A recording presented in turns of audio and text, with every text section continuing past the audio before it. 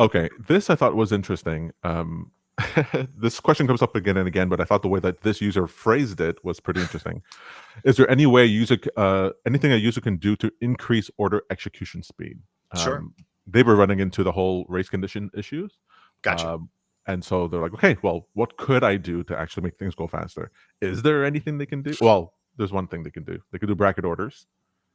That Yeah, it way, depends the on what part of the order execution we're talking about. If we're right, saying the entry, that gets pretty difficult because the time it takes for you to get the signal for TradingView, let's just assume this is TradingView, for TradingView to generate the alert, then to kick off the webhook to TradersPost, then for TradersPost to wrap that up into an order to send to the broker, then for the broker to execute to the exchange. Those steps and everything in between takes roughly 1 to 2 seconds.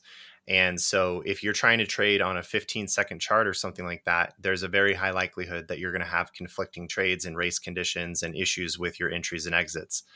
So the only way to really increase execution speed is to start learning about what it actually takes to be more of a high frequency trader. And it is being closer to the exchange, using FPGA hardware, having your strategy actually coded onto the hardware, having a fiber optic connection to the broker, managing tens of thousands of dollars of equipment each month, and having a strategy that is, relying on some sort of statistical arbitrage. Like at some point, it is so noisy on that lower time frame that you're just unlikely to make any real money in that approach. So the only people making money are typically the market makers that are exploiting the difference between the bid and the ask. Those are the people that are paying for order flow. If you've ever heard of payment for order flow, that's exactly what that business is. Every time you execute a trade, there's another institution on the other side of that paid to take your order first so that they could exploit the difference. Peter says, sounds easy. Yeah, super Yeah. easy. Yeah. So My no, there's not, like, I think the one argument I could make about increasing order execution speed is choose your broker wisely. We do have data that we've released about which brokers have some of the fastest turnaround times. We'll continue to release that kind of information because we know how important speed of execution is. But some of our brokers are able to respond within 100 to 200 milliseconds. Some of our brokers are longer than a second in some cases. So I do think it's important to recognize which ones are really speedy. my heart goes out to people who ask this type of question because, and I've seen in my own life, it seems to correlate that those who ask for the shortest time frame are not doing it because of some robust understanding of statistical arbitrage. They're doing it because they're like, well, there's more trades that can happen on the lower time frame, and so that should correlate with more profit. And the idea that one of the users specifically was saying when John said, "Well, 1 second's not gonna work," they said, "Okay, I totally understand that. What if I like do 5 seconds then?" And I felt like saying, "Well," in my heart, I'm like, "Well, you've totally not understood the concept here that's being discussed. If you think that from 1 second to 5 seconds going to make that significant difference, especially if the idea is that the trade lasts for 10 seconds." I go, "What strategy are you running that you think this is worth the cost of what you're doing?" Yeah. But backtesting results can show you all kinds of things that looks great until you actually put it into practice. Yeah, and we're kind of back to this problem too, where I think this is the limitation of doing 15-second back tests on TradingView charts.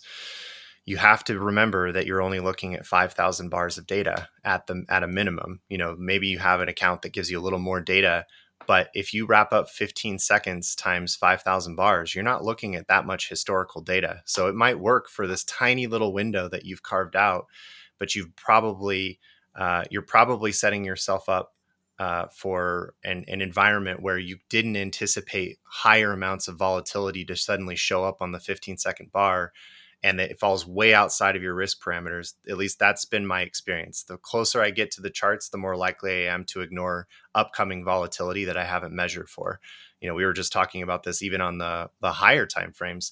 I don't think people were fully prepared for that volatility spike before it broke out last, what was that, a week and a day ago.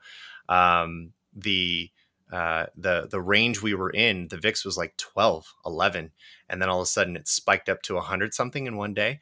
That ATR, that range of price movement, especially on a 15-second chart, those bars are going to look significantly larger than you were ever accounting for before. So anything you were trading that was working before is now suddenly getting chopped out, whipsawed, moving in against you in in the wrong direction, or moving so quickly that you're taking too many trades and eating up your profit to cost.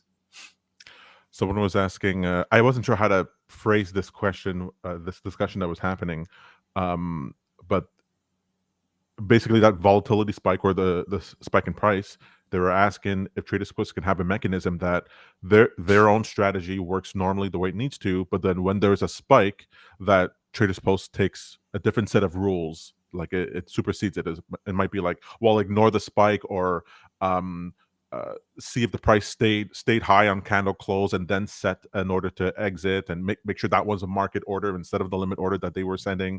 And I was like, okay, obviously the answer is you have to deal with all that at the signal source. But it's really started to spark this idea that having multiple different strategies that are available to you that work depending on whatever market condition that you're in, and then because that's what I like about the idea of TradesPost, that I can have multiple strategies Hmm. and then activate ones in different types of scenarios. Because Yeah. I like trading GDP, inflation, and depending on the market regime that you're in, you can have different things that go up and down at the same time. So, for example, if gold and the dollar, the US dollar, are going up in the last 24 hours, then I know that I'm most likely, if they're correlated, positively correlated over the last 24 hours, I know that I'm probably in a deflationary regime and that things are more likely to go down and activate that. But then if it changed and all of a sudden the dollar's going down and gold's going up, okay, then I'm in a monetary inflation regime and I want to change to different strategies. Um, I like that Yeah. sort of idea. I like those ideas, and I think that those are the type of thinking that goes into managing risk a little bit differently, where you're sort of you're taking external filters for the market and trying to either appropriately reduce your size or stop trading altogether based on some of those inputs. That said, Traders Post doesn't have any of that type of real time market data, so your best bet is to incorporate those types of filters and rules into your strategy so that you can also account for them in your backtest. Because that's, I think, a really important thing to consider. While it sounds really smart to use those types of filters, it can also be the very thing that hurts your performance.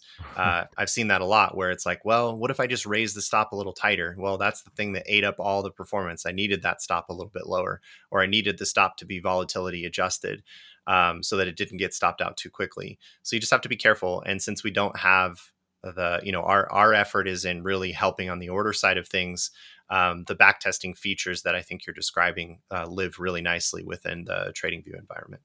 Fair enough. Maybe one last thing. I'm sorry to hopefully not belabor this point, but on the execution speed side of things, the only other thing I can think of is try to put your limit orders in way ahead of time.